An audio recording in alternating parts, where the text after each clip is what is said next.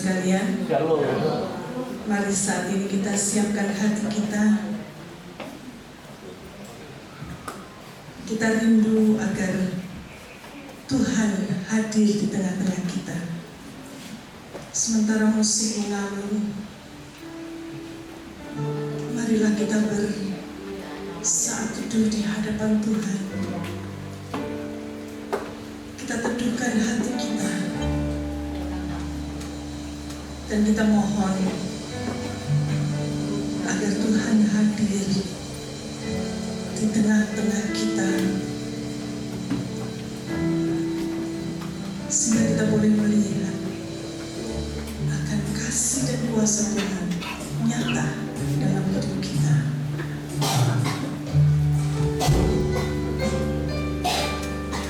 Inilah kerinduan kami Tuhan, untuk menyapa Engkau sebagai Tuhan dan Raja kami. Selamat pagi Bapa. Selamat pagi Bapa. Selamat pagi Yesus. Selamat pagi Roh Kudus. Terima kasih atas anugerah-Mu. Semalam Kau berlalu, ku memuji, ku bersyukur, memuliakan nama-Mu. Allah Bapa, Putra Roh Kudus, terima kasih. Sama-sama kita nyanyikan selamat pagi Bapa. Selamat pagi Bapa. Selamat pagi Yesus. Selamat pagi Roh Kudus. Terima kasih atas anugerah-Mu. Semalam tak berlalu, ku memuji, ku bersyukur, kemuliakan nama-Mu. Allah Bapa, Putra Roh Kudus, terima kasih. Inilah Tuhan yang kami ingin menyapa Engkau sebagai Bapa, Tuhan dan Raja kami. Kau hadir di tengah-tengah kami saat ini. Biarlah Engkau terus menuntun kami pada jalan yang benar. Selamat pagi Bapa. Selamat pagi Yesus. Selamat pagi Roh Kudus. Terima kasih atas anugerah-Mu. Semalam tak berlalu,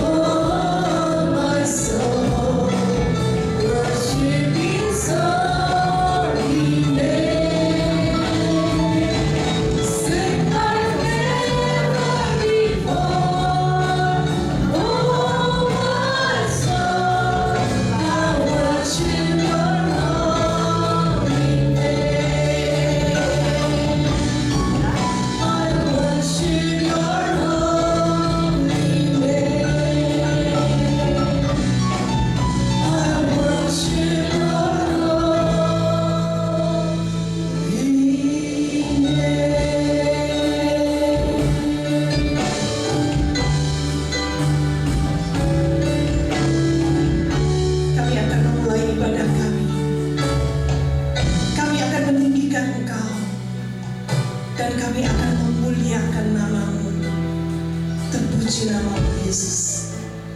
Amin. Silakan duduk saudara.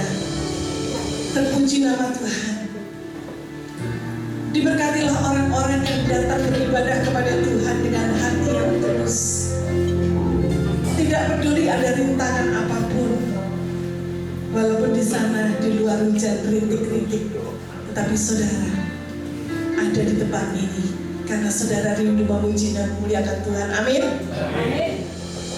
Kasih Allah itulah yang melingkupi kita, sehingga hati kita berkobar-kobar dengan ucapan syukur kepada Tuhan.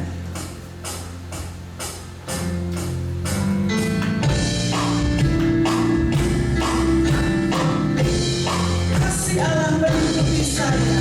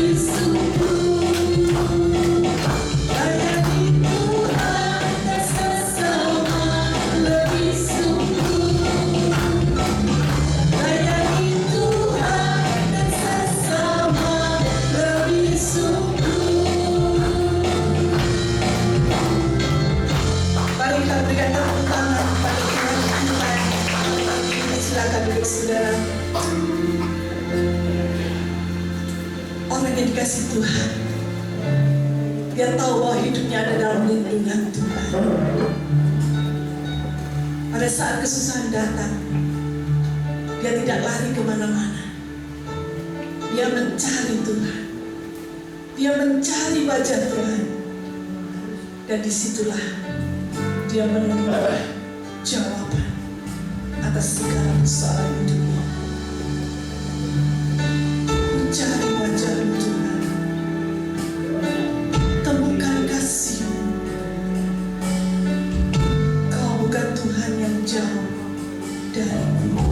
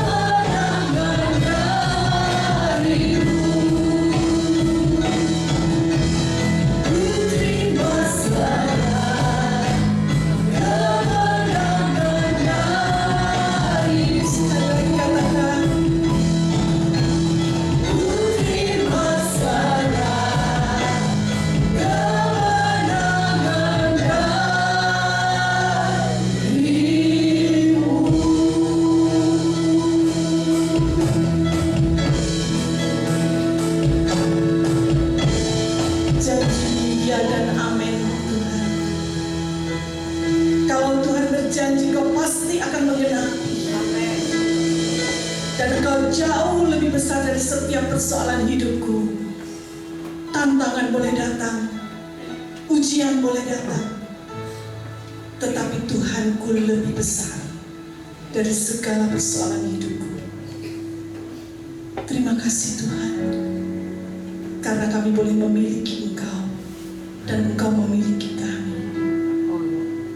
Sebentar kami akan menunjukkan hati kami. Berfirmanlah ya Tuhan, supaya kami boleh mengerti apa kehendak Tuhan, apa rancangan Tuhan dalam hidup kami. Dan kami ingin memberikan yang terbaik bagi Tuhan. Waktu kami, tenaga kami, pikiran kami, seluruh hati kami hanya kepadamu. Pakai hamba-Mu sebentar yang akan menyampaikan firman Tuhan. Urapi lidah dan mulutnya, agar boleh menjadi saluran berkat bagi kami sekalian.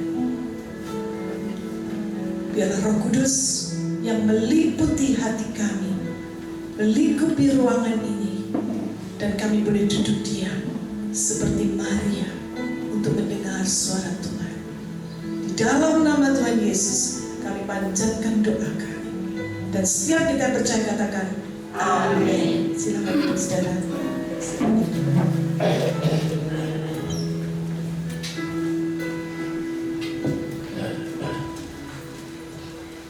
Puji nama Tuhan, saudara sekalian dikasihi Yesus Kristus. Shalom. Shalom. Suaranya terjemah. Shalom. Shalom. Puji nama Tuhan. Saudara sekalian, pagi hari ini kita banyak memuji dan memuliakan nama Tuhan. Kesimpulan daripada pujian kita adalah kita yakin kita punya Tuhan Allah yang luar biasa. Amin. Saya yakin bahwa saudara mempunyai Tuhan Allah yang luar biasa. Amin. Apa maknanya memiliki Tuhan yang luar biasa? Tadi dalam pujian mengatakan Dia berjanji, Dia pasti akan menggenapi. Bukan hanya berjanji, tapi karena Dia Allah yang berkuasa, maka apapun akan jadi dengan kehendak dan rancangannya. Amin saudara. Amin. Tapi pasti di beberapa saudara akan bertanya, tapi bukankah pergumulan hidup itu tidak semudah yang kita pikirkan dan katakan? Hidup itu penuh dengan perjuangan dan setiap orang penuh dengan pergumulan hidup. Saudara, ketika saya mencoba melihat apa sih yang dimaksud dengan pergumulan hidup, maka kamus menyebutkan pergumulan hidup adalah gambaran betapa kerasnya orang itu harus berjuang untuk hidup. Karena apa? Karena ada banyak hal yang harus dihadapinya. Sehingga ada orang yang harus sampai memungut sampah, walaupun busuk, walaupun kotor, walaupun banyak lalat dan banyak sumber penyakit di sana, tetapi orang mau menggelutinya. Karena apa? Saya ingin berjuang untuk hidup. Ada orang juga yang menjadi pekerja kasar, harus mengandalkan ototnya, harus melakukan segala sesuatu untuk apa? Untuk berjuang memenuhi agar tetap hidup. Orang-orang yang semacam itu berjuang dengan sungguh-sungguh. Walaupun ada juga orang yang karena tekanan dan kebutuhan akhirnya mencari jalan yang tidak baik untuk memenuhi kebutuhan hidupnya, baik dengan cara mencuri, dengan cara merampok, dengan cara memompas dan sebagainya. Yang belakangan ini kalau saudara mengikuti berita-berita yang ada di televisi, setiap hari penuh dengan segala sesuatu yang luar biasa. Bahkan aneh sekali, ada orang-orang yang untuk memenuhi kebutuhan hidup,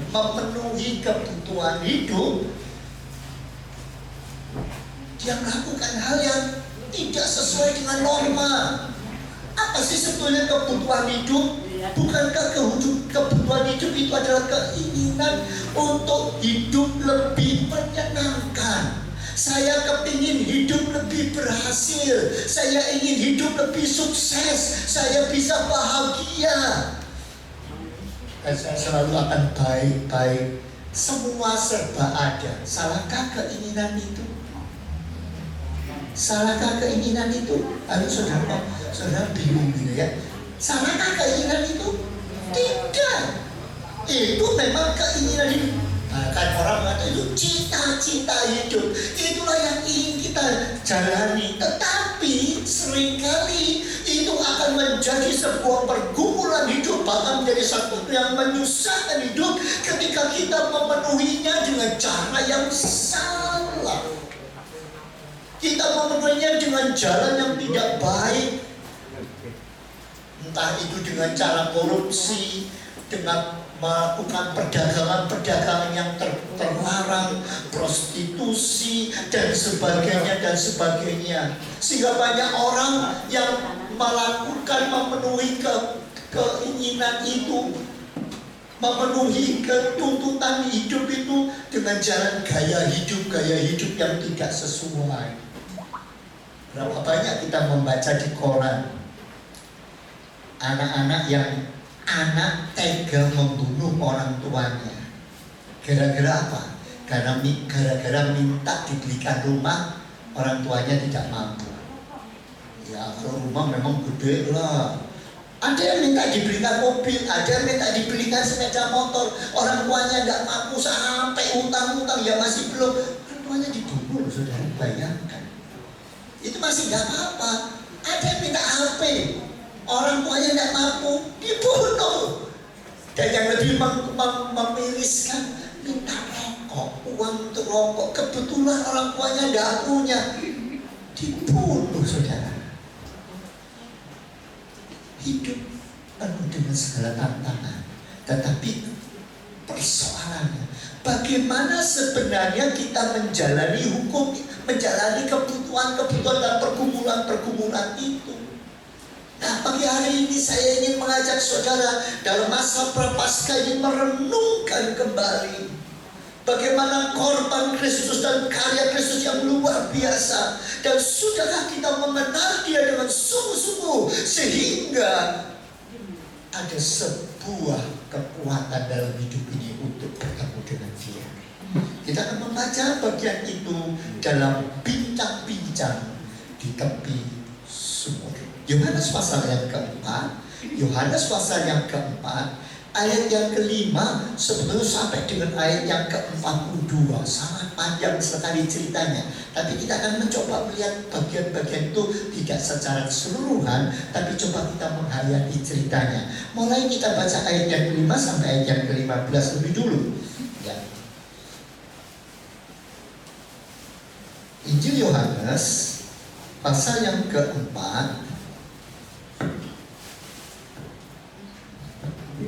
pasal yang keempat, ayat yang kelima sampai dengan ayat yang ke-15 lebih dulu ya, 15-16 ya. Kita akan baca lebih dulu. Mari, saya ingin mengajak saudara membaca bersaut-sautan. Ayat yang ganjil saya akan membacakan buat saudara, ayat yang genap saudara membaca bersama-sama dengan suara yang keras ya. Ayat yang kelima kita mulai. Saya akan bacakan bagi saudara. Maka sampailah ia adalah Yesus, ke sebuah kota di Samaria yang bernama Sikhar. Sikhar dekat tanah yang diberikan Yakub dahulu kepada anaknya Yusuf. Ayat 6. Di situ terdapat sumur Yakub. Yesus sangat sering oleh perjalanan, karena itu ia duduk di pinggir sumur itu. Hari kira-kira pukul 12, tengah hari siang. Ayat yang ke-7. Maka datanglah seorang perempuan Samaria. Perhatikan, perempuan Samaria hendak menimba air. Kata Yesus kepadanya, berilah aku minum. Ayat ke-8.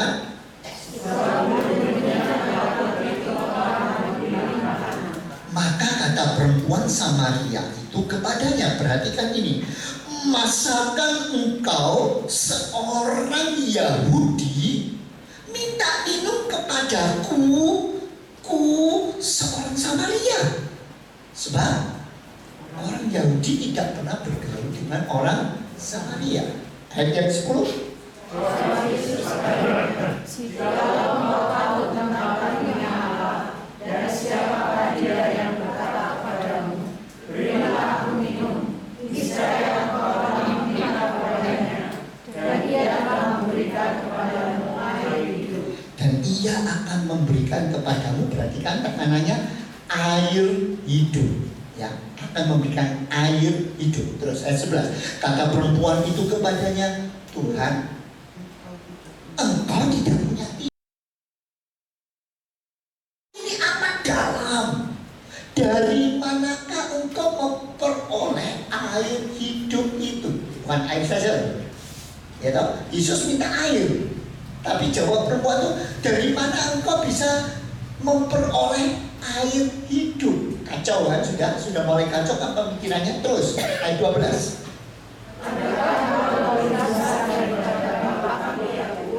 Yang memberikan susu ini kepada kami, dan yang telah minum sendiri dari hadapannya. Ia serta anak-anaknya dan teman-temannya. Jawab perempuan Samaria, kamu itu sembrono. Apa kamu lebih bisa dari nenek moyang kami yang namanya Yakub, yang bisa menggali? Ingat zaman dahulu menggali sumur itu bukan pekerjaan yang gampang. Apalagi orang belum tentu bisa menemukan ada sumber air di bawah. Yakub itu istimewa karena leluhur kami, dia menggali sumur itu, lalu sumur itu dipakai untuk dia dan anak terus sampai kami. Apa kamu lebih hebat? Jawab Yesus ayat 13. Jawab Yesus kepadanya, barang siapa minum air ini, bukan air hidup ya, barang siapa minum air ini, ia akan haus lagi. Ayat 14 silakan. Tetapi barang siapa minum air yang akan diberikan kepadanya, ia tidak akan haus untuk selama-lamanya. Sebaliknya, air yang akan diberikan kepadanya akan menjadi mata air di dalam dirinya, yang terus-menerus memancar sampai pada hidup yang Nah, perhatikan apa jawab. Tapi siapa yang minum air yang akan kuberikan, bukan air ini, tapi air yang akan kuberikan, dia tidak akan haus selama-lamanya. Oh, menarik. Minum air yang kuberikan, dia tidak akan haus untuk selama-lamanya. Sebaliknya, air yang akan kuberikan kepadanya akan menjadi mata air di dalam dirinya yang terus-menerus memancar. Ingat, terus-menerus, continue, terus-menerus memancar sampai hidup yang kekal. Ayat 15 saya bacakan, kata perempuan itu kepadanya, kalau begitu Tuhan, berikanlah aku air itu supaya aku tidak haus dan tidak usah datang lagi ke sini untuk menimba air. Ayat 17, ayat 16 silakan. Kata Yesus kepadanya, pergilah, ambillah suamimu dan datang ke sini. Kata perempuan itu ayat 17, aku tidak mempunyai suami. Kata Yesus kepadanya, oh tepat banget. Tepat katamu bahwa engkau tidak mempunyai suami. Kenapa? Ayat 18. Sebab engkau sudah mempunyai 5 suami, dan yang ada sekarang padamu bukanlah suamimu. Dalam hal ini engkau berkata benar. Kata perempuan itu kepadanya, Tuhan, sekarang nyata bahwa engkau seorang nabi. Berarti kan saudara, nyata engkau seorang nabi. Apakah berhenti di situ? Tidak. Ayat 20, silakan. Nenek moyang kami menyembah di atas gunung ini, tetapi kamu katakan bahwa Yerusalem adalah tempat orang menyembah. Perempuan itu masih ngeyel lagi. Lo bicara soal nabi, oh berarti kau bicara soal rohani ya. Oke, loh katanya nenek moyang kami itu kami menyembah di atas gunung ini, tapi kamu enggak. Yerusalem tempat yang benar, kata Yesus kepadanya, ayat 21. Percayalah kepadaku, hai perempuan, saatnya akan tiba bahwa kamu akan menyembah Bapa di gunung ini dan bukan juga di Yerusalem. Ayat 22. Kamu menyembah apa yang tidak kamu kenal, kami menyembah apa yang kami kenal, sebab keselamatan datang dari Bapa yang menyembah. Tetapi saatnya akan datang dan sudah tiba sekarang bahwa penyembah-penyembah benar akan menyembah Bapa dalam roh dan kebenaran, sebab Bapa menghendaki penyembah-penyembah demikian. Ayat 24. Allah itu roh, dan siapa menyembah Dia harus menyembahnya dalam roh dan kebenaran. Ini yang luar biasa. Jawab perempuan itu kepadanya, aku tahu bahwa Mesias akan datang, yang disebut juga Kristus. Berarti perempuan ini punya pemahaman bahwa Mesias dijanjikan, Mesias akan datang. Siapa Mesias itu yang saya tidak tahu. Apabila ia datang, dia akan menunjukkan yang benar itu mana. Itu karena orang Yahudi mengatakan ini, orang Samaria mengatakan ini tidak kamu kenal, ini kamu sudah, pokoknya nanti kalau Mesias datang dia akan menunjukkan. Terus ayat 26 silakan. Kata Yesus kepadanya, akulah Dia yang sedang berkata-kata dengan engkau. Akulah Dia. Saudara, saya akan berhentikan dulu pembacaan sampai seperti ini. Benarkah saudara yakin bahwa engkau mempunyai Tuhan yang hidup? Tidak mantap saudara. Benarkah saudara yakin bahwa saudara mempunyai Tuhan yang hidup? Amin. Apa tandanya? Apa tandanya bahwa saudara mengenal bahwa saudara mempunyai Tuhan yang hidup?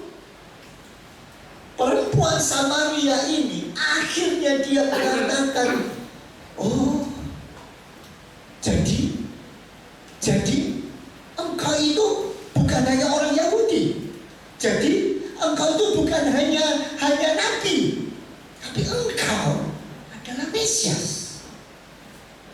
Saudara yang mengatakan aku punya Tuhan yang hidup, aku punya Allah yang luar biasa. Pertanyaannya, benarkah saudara berjumpa dengan Sang Mesias yang betul-betul akan memberikan air yang hidup dalam hidup saudara? Saudaraku sekalian, kembali pada pergumulan hidup. Seringkali dalam hidup ini kita menghadapi banyak persoalan dan masalah. Seringkali kita banyak menghadapi ketakutan demi ketakutan dalam menghadapi kehidupan dengan segala pergumulannya, dengan segala tuntutan. Seringkali manusia sampai salah arah dan salah menjalaninya karena dipikirnya dia bisa mendapatkan sesuai dengan apa yang dia inginkan.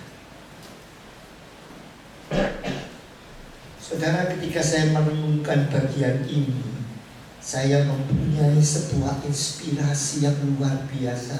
Tuhan berbicara secara khusus mengatakan, benarkah engkau sudah mengenal aku?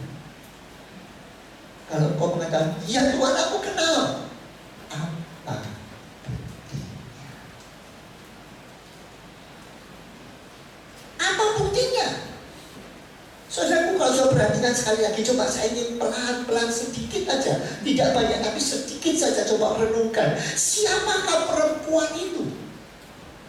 Perempuan itu betul-betul kepingin datang ke sumur untuk menimba air agar dia terpenuhi kebutuhannya.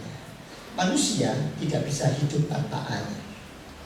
Menurut ilmu pengetahuan yang saya coba pelajari dan saya dalami, bahwa manusia itu hampir 80% rata-rata terdiri dari air. Otak itu 95% air. Makanya kalau orang kurang minum air, maka seringkali jadi, bukan hanya otak, darah itu 82% air. Sedangkan jantung itu 75% air. Sedangkan paru-paru 86% air, ginjal 83%. Jadi semuanya penuh air. Makanya kita setiap hari harus mengisi diri kita dengan air. Berapa banyak?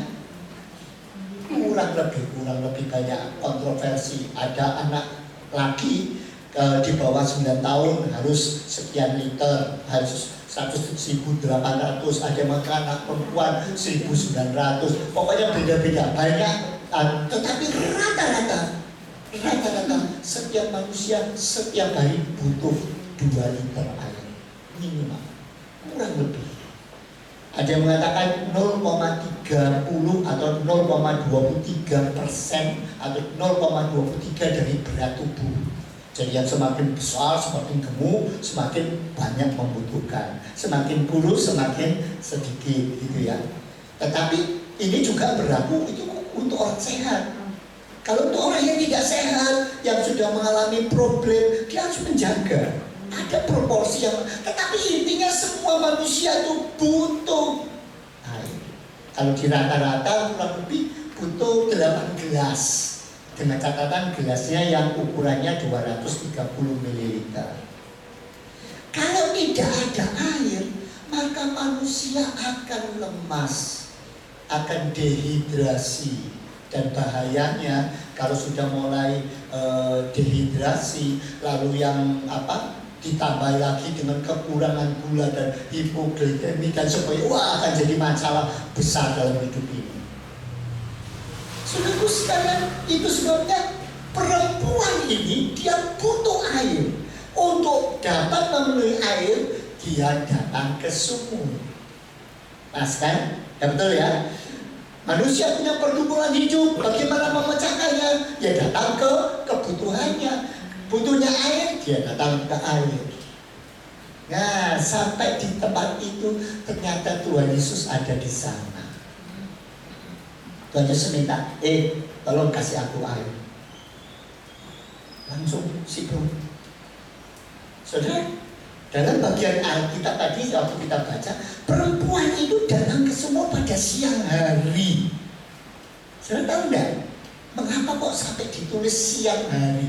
Mau datang pagi, datang sore, datang siang, yang penting kan pokoknya butuh air, mengambil air. Betul enggak mestinya? Tapi kenapa kok ditulis siang hari? Di situ ada kunci. Ternyata perempuan itu datang siang hari yang tidak lazim dilakukan oleh perempuan-perempuan yang mengambil air untuk kebutuhan rumah tangganya. Biasanya perempuan-perempuan itu mengambil air pada waktu pagi atau malam. Sore, ya, pagi atau sore. Tapi perempuan itu datang siang, kenapa?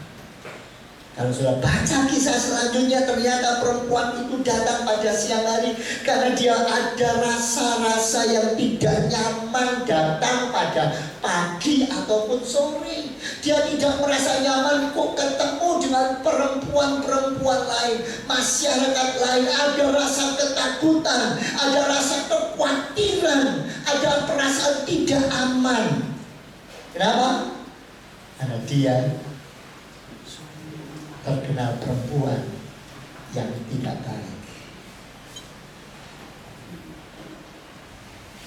Apakah dia memang mau menjadi perempuan yang tidak baik? Lalu, apakah dia mau menjadi perempuan yang tidak baik? Semua manusia secara sadar, apapun juga kondisinya, tidak ada yang senang. Tetapi ketika dia berbuat kesalahan, dia melakukan sesuatu, seringkali penilaian masyarakat, kondisi situasi itu membuat dia jadi merasa tidak nyaman, merasa khawatir, merasa tidak pas. Itu sebabnya dia datang siang hari.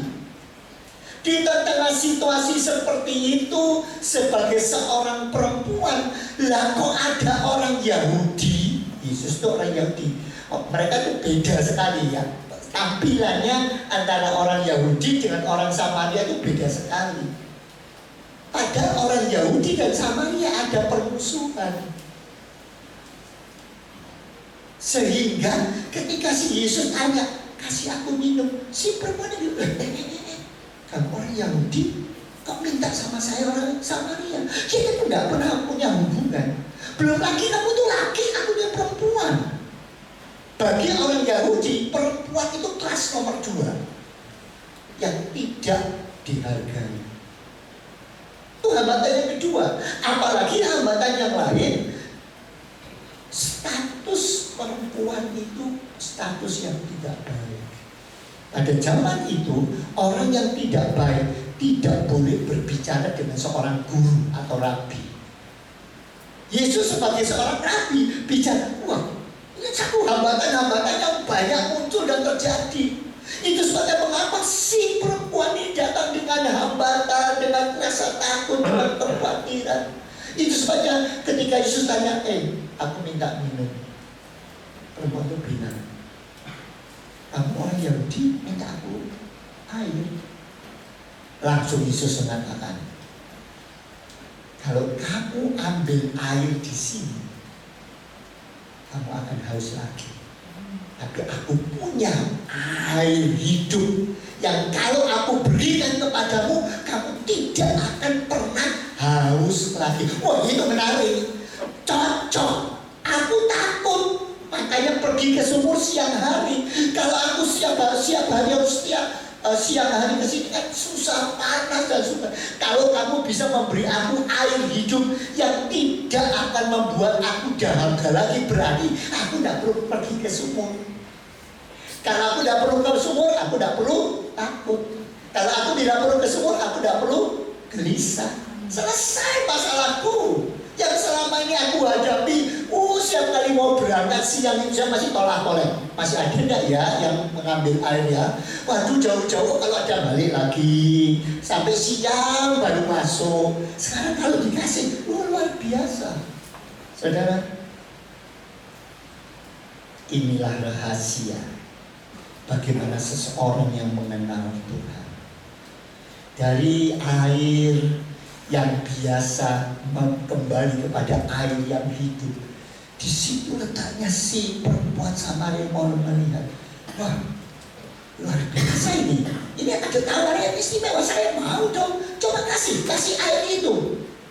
Kata Yesus, kalau kamu mau kasih, kamu mau minta, oke, saya akan kasih. Tapi kamu harus tahu dulu, panggil suamimu. Panggil suami, aku udah punya suami kok. Iya, memang kamu udah punya suami. Bahkan 5 suami yang sudah kamu kaget sebelumnya. Kok tahu ya? Wah, orang kalau bisa begini ini bukan orang biasa. Ini adalah nabi. Saudara, ketika saudara belajar mengenal tentang Yesus, tentang Allah yang luar biasa, yang berjanji selalu digenapi janjinya, pertanyaannya, benarkah saudara mengerti dan mempunyai pemahaman yang semakin hari semakin dekat? Dari semula, oh kamu orang Yahudi, loh kalau kamu orang Yahudi kamu kok minta, loh lalu sekarang kamu punya air hidup, oh kalau punya hidup, loh kamu kok tahu? Ada peningkatan. Kalau saudara sudah jadi anak Tuhan 10 tahun, tetapi siapa Tuhan, saudara tidak pernah merasa disentuh hidup saudara, sehingga saudara memahami dan boleh menjalani hidup yang istimewa. Saudara, pertanyaannya, benarkah saudara sudah mengenal Yesus? Waktu mulai memahami, dia mulai mengatakan, kalau itu luar biasa. Loh, kalau kamu ini nabi, sekarang coba saya tanya, sifat yang mana yang benar? Ibadah, saya ibadah di sini, katanya salah. Kamu bilang yang betul ibadah di sana. Loh, yang betul yang mana? Yo, saya sekarang berdoa cara begini, kamu katakan salah. Yang betul seperti itu. Yang seperti apa sih? Nah, mulai kan bicara soal rohani, kamu nabi, kamu bukan orang biasa. Kamu simak, yang betul yang mana? Saya itu sebetulnya sudah berusaha mencari, tapi dengan cara saya, yang mana yang benar? Saudara, adakah saudara memahami siapakah Yesus? Tandanya ada sebuah peningkatan. Makin memahami, makin menyadari, sampai akhirnya dia boleh berjumpa dan mendapatkan air hidup itu. Apa sih air hidup itu, saudara? Coba kita baca lebih dulu. Yeremia 17 ayat 13. Apa sih yang dimaksud dengan air hidup? Yeremia 17 ayat 13. Kita baca bersama-sama. Yeremia 17 ayat 13. 2, 3. Ya pengharapan Israel, Tuhan, semua orang yang meninggalkan Engkau akan menjadi malu. Orang-orang yang menyimpang daripadamu akan dilenyapkan di negeri, sebab mereka telah meninggalkan sumber air hidup, yakni Tuhan. Jadi apa sumber air hidup? Sumber air hidup itu adalah pusat kehidupan, sumber air pengharapan. Coba kita baca Mazmur 36 ayat yang ke-8. Sumber air hidup pengharapan itu seperti apa sih gambarannya? Mazmur 36 ayat 8. 2, kita baca sama-sama dengan suara lebih keras. 3. Betapa berharganya kasih setiamu ya Allah, anak-anak manusia berlindung dalam naunganmu. Ayat yang ke-9. Mereka mengenyangkan dirinya dengan lemak di rumah-rumahmu. Engkau memberi mereka minum dari sungai kesenangan. Itu merupakan tanda bahwa air kehidupan, air hidup itu adalah bagaikan sungai yang mengalir. Sungai itu mengalir bukan sungai yang kering, tapi sungai yang mengalir yang penuh dengan kesenangan. Coba kita baca lagi Mazmur 42 ayat yang ke-1. Ayat yang pertama. Mazmur 42 ayat yang pertama. Ayat yang kedua itu ya. 2, 3. Seperti rusa yang merindukan sungai yang berair, demikianlah jiwaku merindukan Engkau ya Allah. Air hidup itu adalah bagaikan sungai yang berair, sehingga jiwa kita terus rindu untuk datang dan mendapatkannya. Adakah itu muncul dalam hidup saudara? Yesaya 55 ayat yang pertama. Yesaya 55 ayat yang pertama. Adakah sumber itu terus ada? 1, 2, 3. Ayo, hai semua orang yang haus, marilah dan minumlah air. Dan orang yang tidak mempunyai uang, marilah, terimalah gandum tanpa uang pembeli, dan makanlah juga anggur dan susu tanpa bayar. Apa artinya air hidup? Itu sumber yang tidak pernah habis, yang juga tidak perlu ada bayarannya, tidak perlu ada sesuatu yang kita kerjakan dulu. Kalau saya tidak berbuat baik, saya tidak akan dapat. Kalau saya tidak menjadi orang benar, maka saya tidak akan dianugerahi. No, sungai itu mengalir terus. Apapun yang terjadi, dia terus mengalir, dan dia akan membuah dari hati dan hidup saudara. Itulah sumber air hidup. Manusia seringkali tidak bersandar dan menggantung kepada Tuhan. Manusia seringkali berusaha mencari jalannya sendiri. Coba kita baca Yeremia pasal 2 ayat 13. Yeremia pasal 2 ayat 13.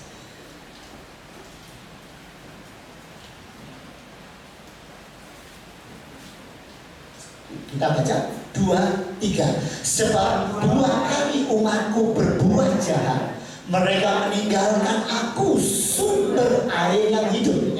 Mereka meninggalkan aku sumber air yang hidup. Terus untuk apa? Untuk menggali kolam bagi mereka sendiri, yakni kolam yang bocor, yang tidak dapat menahan air. Manusia itu cenderungnya mau cari jalan keluarnya sendiri, pakai pikirannya sendiri, pakai kesenangannya sendiri, pakai hikmahnya sendiri, pakai kemauan sendiri, seolah-olah aku bisa menemukan, aku bisa berjuang. Padahal sumber kehidupan itu adalah Tuhan sendiri. Manusia bisa bikin sumber, bisa bikin kolam, bisa, Tapi kolam yang dibuat manusia adalah kolam yang bocor. Ada, selalu ada hasilnya, menggenang. Tapi besok pagi kosong. Nah, kebetulan kami di situ, di tempat yang ibadah itu ada kolam. Kolamnya itu bocor. Udah berulang kali ditempel, diapakan. Kalau bocor, ya diisi besok pagi airnya sedikit lagi. Diisi lagi, sedikit lagi. Itu kolam yang bocor. Usaha manusia bisa. Seberapa lama sudah tahan? Seberapa kuat saudara mengupayakannya?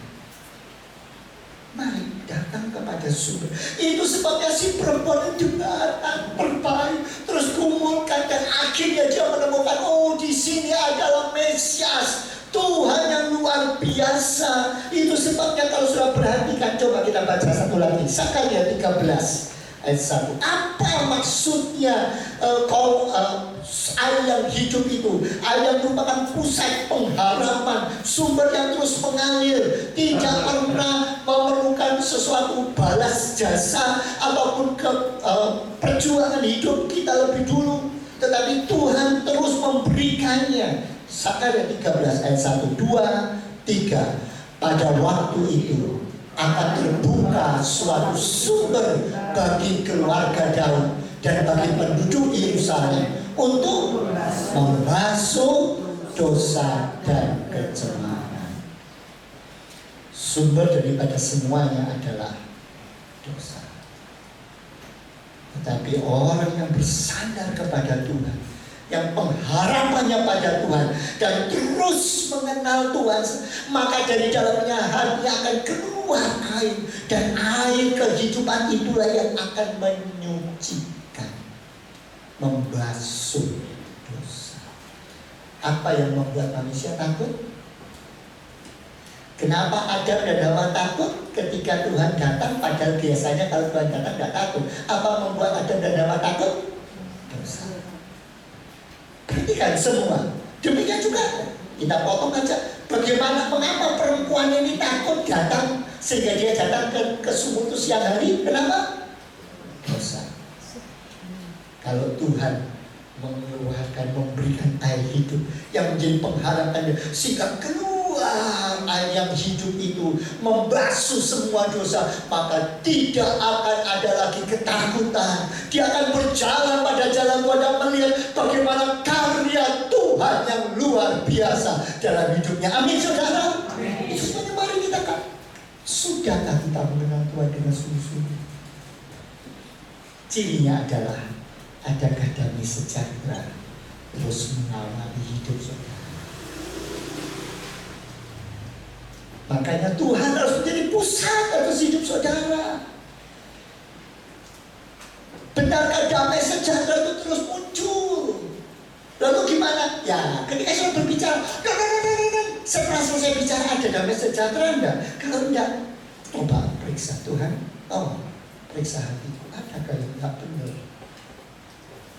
Setelah selalu memperlakukan seseorang dan selalu merasa ada enggak damai sejahtera.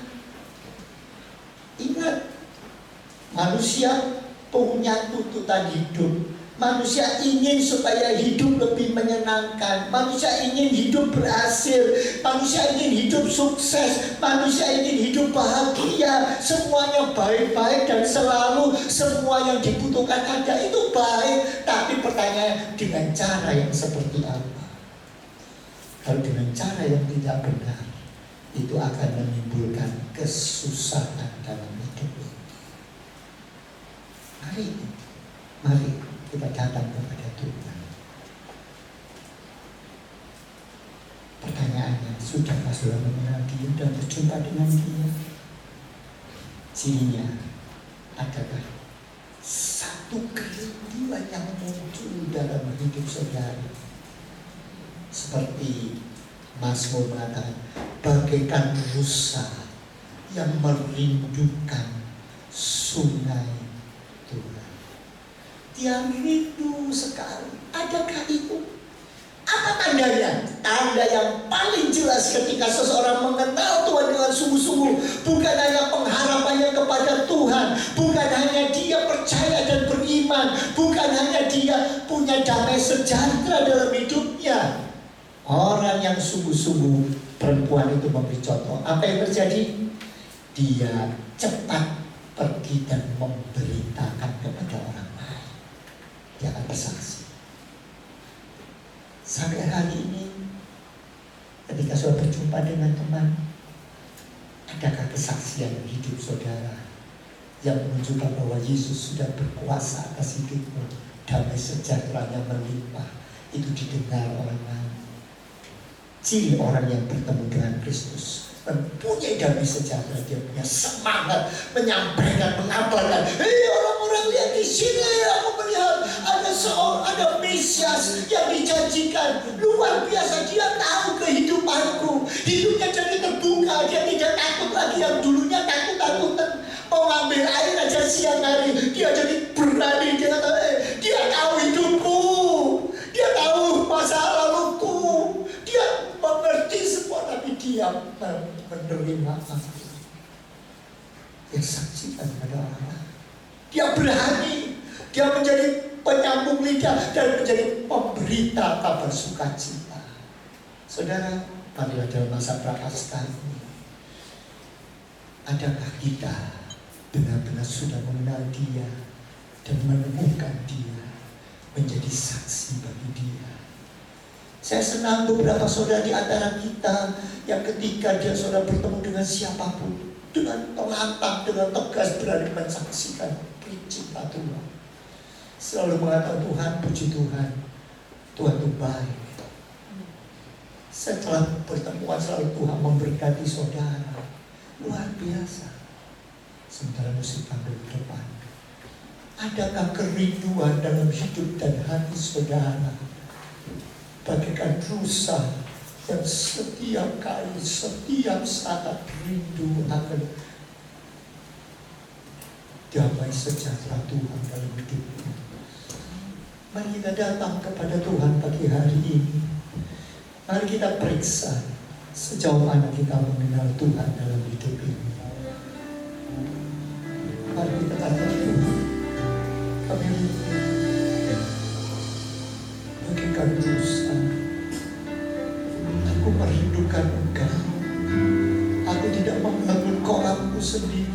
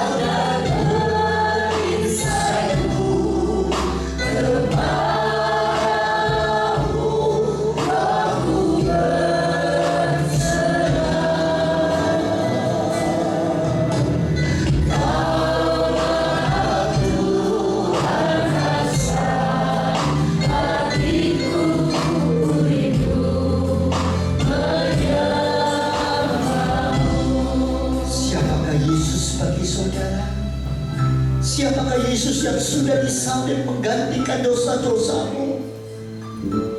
Apakah dia hanya orang Yahudi saja?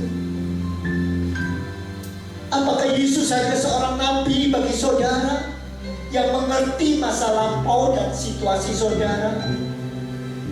Adakah Yesus itu Mesias yang menyelamatkan saudara, sehingga saudara mengakui Yesuslah juru selamat saudara? Sejauh mana saudara saat ini mengenal dia? Perempuan itu setelah makin mengenal dia mulai membuka dirinya.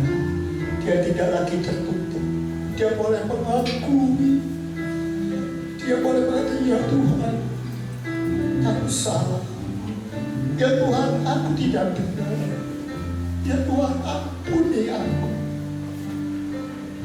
Ketika dia membuka diri, dia mengakui, dia menerima Tuhan, damai sejahtera Tuhan masuk dalam hatinya. Dia boleh menghadapi yang berat, tapi tetap damai Tuhan mengawal dia, sehingga dia boleh bersaksi bagi banyak orang. Kita datang dan kata, Tuhan, Engkaulah perisaiku, Engkaulah kekuatanku, Engkaulah perlindunganku. Kepadamu aku mau menyerah, bagaikan rusa. Seperti rusa itu, sungaimu, jiwaku rindu Engkau.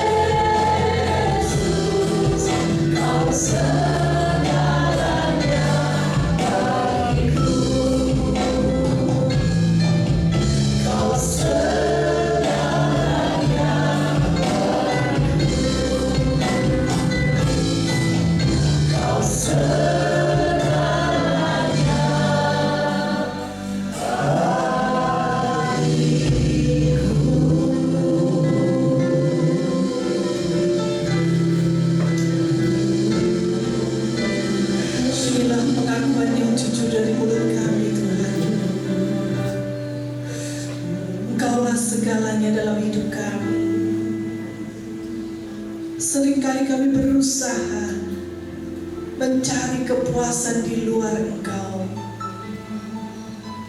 Seringkali kami berharap pertolongan dari sumber yang lain, tetapi ternyata pengharapan kami sia-sia, seperti kolam yang bocor yang akan habis. Itu sebabnya Tuhan saat ini, seperti wanita Samaria yang merindukan air hidup itu, demikianlah jiwa kami merindukan Engkau. Seperti rusa yang merindukan aliran sungai yang tidak pernah ada habisnya, demikianlah jiwa kami merindukan Engkau, sumber air hidup yang akan terus mengalir dan mengalir, yang memuaskan jiwa kami, Tuhan. Terima kasih Tuhan. Terima kasih untuk firman-Mu yang boleh menguatkan kami kembali ketika kami letih, ketika kami tidak tahu jalan yang harus kami tempuh, ketika kami lemah. Engkau datang menguatkan kami. Terima kasih Bapa. Biarlah hidup kami boleh berguna. Kami bukan hanya menikmati untuk diri kami sendiri, tetapi seperti perempuan Samaria kami akan memberitakan kepada semua orang bahwa Engkaulah sumber air hidup itu yang sanggup memuaskan jiwa manusia. Amin. Terima kasih Bapa. Di dalam nama Tuhan Yesus kami berdoa dan ucap syukur. Dan setiap kita yang percaya katakan amin. Silakan duduk saudara. Apakah saudara merasa beruntung karena saudara mengenal Yesus? Amin. Apakah saudara percaya bahwa Dia adalah Tuhan yang besar, yang penuh dengan kuasa? Amin. Aku punya Tuhan yang besar. Sementara kita akan menyiapkan persembahan kita untuk pekerjaan Tuhan, berikanlah dengan sukacita. Allah kita adalah Allah yang hidup, Allah yang besar. Apa yang Dia janjikan pasti akan digenapi.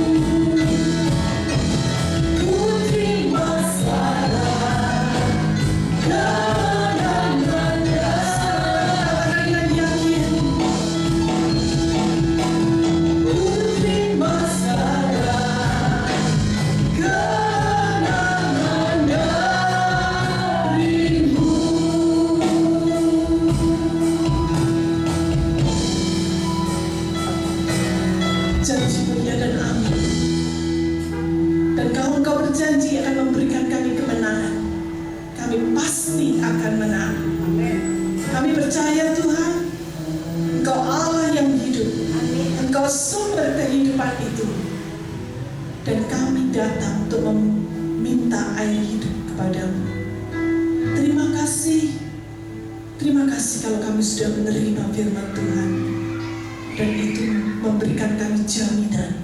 Kami tidak perlu takut lagi, kami tidak perlu khawatir akan hari depan, karena kami tahu sumber kehidupan itu ada di dalam hidup kami.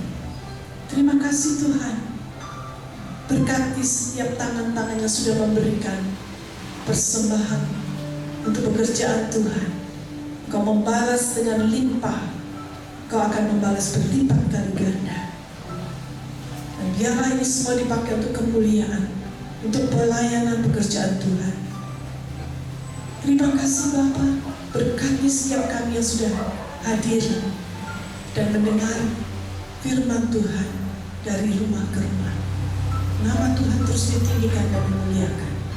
Mari saudara kita mengangkat kedua tangan kita di hadapan Tuhan. Kiranya berkat dari Allah Bapa Surgawi menyertai engkau.